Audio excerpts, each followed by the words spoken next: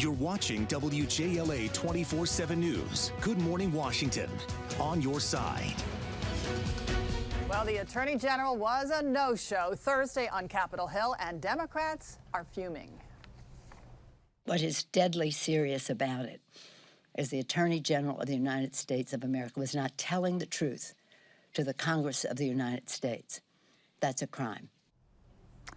And we bring in political insider Armstrong Williams to discuss this. So Nancy Pelosi says that Barr committed a crime. Jerry Nadler, the committee chair of the House, says that he may hold Barr in contempt of Congress. But ultimately, what can Congress really do? Because all of these matters go to the Department of Justice. And who runs the Department of Justice but the Attorney General?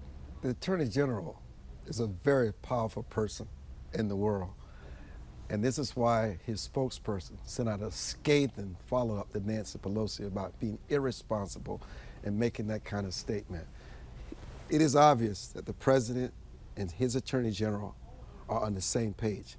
So also the Senate Judiciary Committee and the Republicans.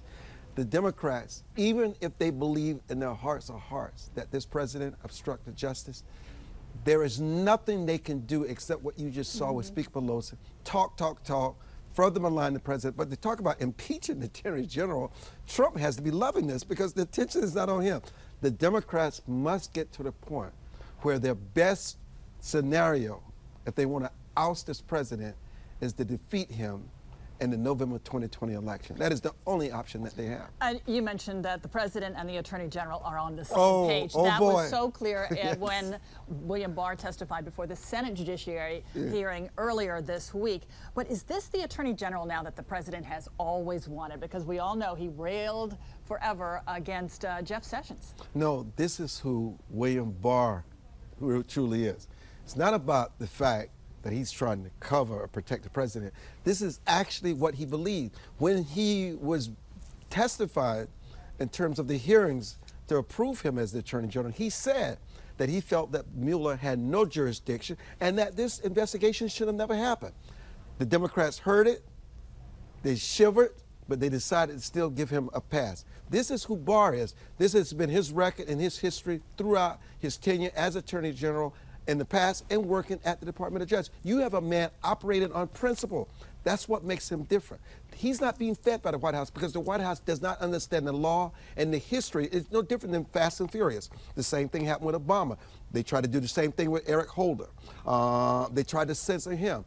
It did not work. These kind of censorships, it can go on for years and years and years. And the White House knows it, but no one knows it better than Barr. And what about Mueller? Is he ever going to testify before the House committee? That is Barr's decision.